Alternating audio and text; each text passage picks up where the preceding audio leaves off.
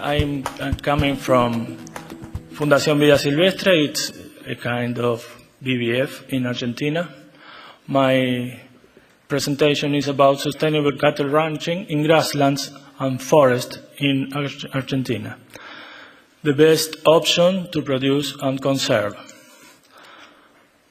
In a context, we have the map to find Argentina. It is a big country in the south of South America.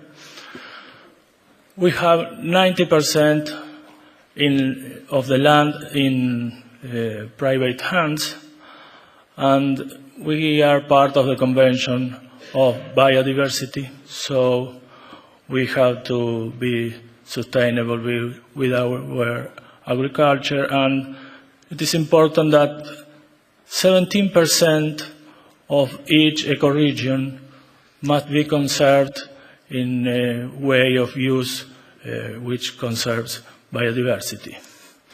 So we should be very sustainable in 17% of each ecoregion. These are the ecoregions in Argentina. Each color is one of them. And look at Pampas.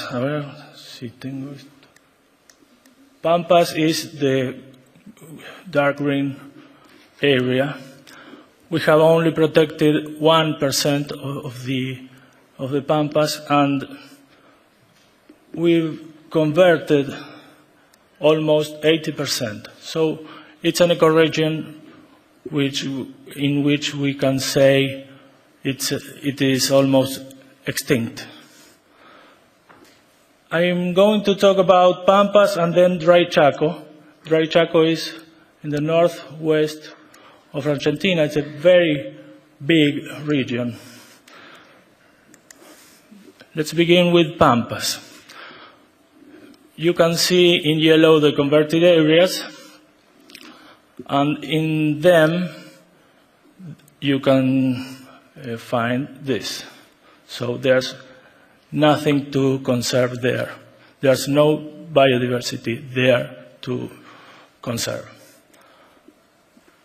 We have Pampas here not converted.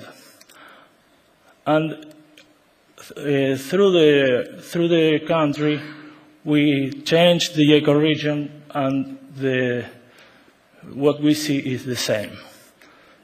And let's see the green zones. In all the green, there hasn't been conversion. So biodiversity is there.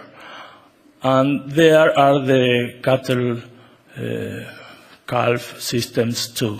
So we need to work with cattle calf systems to preserve our biodiversity. There are still threats because conversion didn't stop. Overgrazing isn't so bad if we compare with this. And fescue grass, a grass from this part of Europe, is invading too much the grasslands. And this system, ryegrass plus glyphosate, is killing our grasslands too. So we found solutions, and we put them all in a box. You can find them in this, well, if you do use Google, you find them there. Best practices kit with conservation-friendly management practices. We made them with those technologies, pilot sites and private reserves. And there we are doing trainings for students, agronomists, and producers. And there we monitor biodiversity, not we, Fundación Vida Silvestre, but universities and etc. And let's see the results. In grasslands, you see here the models in green are the best practices, and the second is with phosphorus, only that difference. And then we can find more intensive systems in which we replace more of the grasslands. The more intensive doesn't leave any natural grasslands there. And when we see beef production, we look how we increase them. We increase the beef production when we use more intensification. And when we look at the money, we can find in the long term we earn more money with a good management of the grasslands instead of replacing them. Then when we look at the emissions, we sequester carbon instead of emitting, and we have lower climate risks instead of higher when we use to seed and to use more petrol. Well, we are keeping all the biodiversity among the cows, earning money. And if we want, we can certify it. This is Alianza del Pastizal, an initiative of BirdLife International, in which we can sell this beef in Carrefour. Well, let's go to the Choco Forest. What we can find is the replacement to seed crops, or the replacement to seed pastures, and we lose all the forest. Only sustainable management is allowed by our forest law in that area of the country.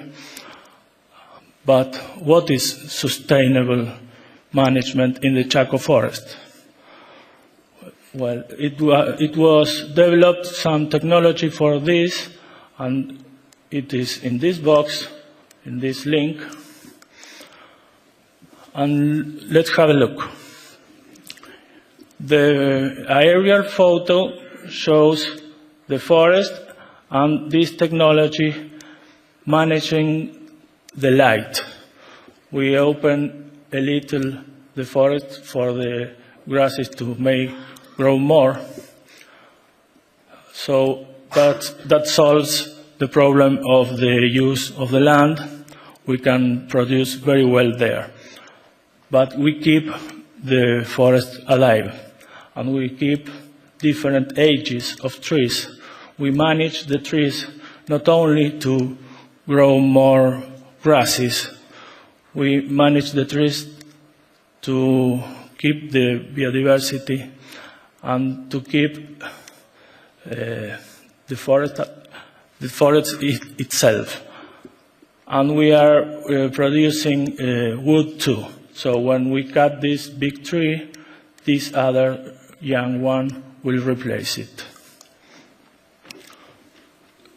Some examples for the biodiversity. Fences which only stop cows. The water where we don't let cows to come into the wetlands, but wild animals do. And the holes in the trees are very important for the nests of the parrots, so we tend to keep them in the trees and don't cut them. Conclusions. Livestock production is possible while conserving biodiversity in non-converted areas.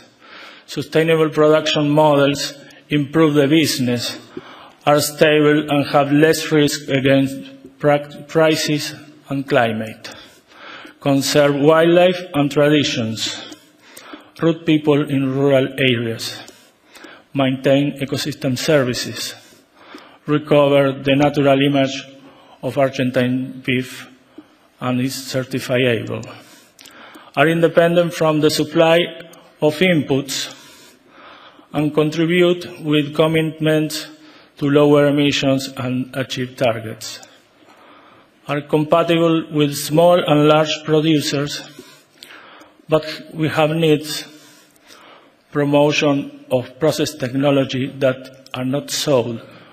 We are pressed to buy different things to produce. For example, herbicides, fertilizers, seeds.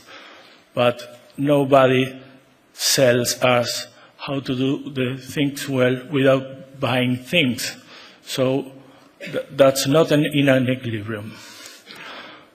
We need more pilot sites to monitor and adjust Choco models, and a market demand for truly sustainable beef. Thank you.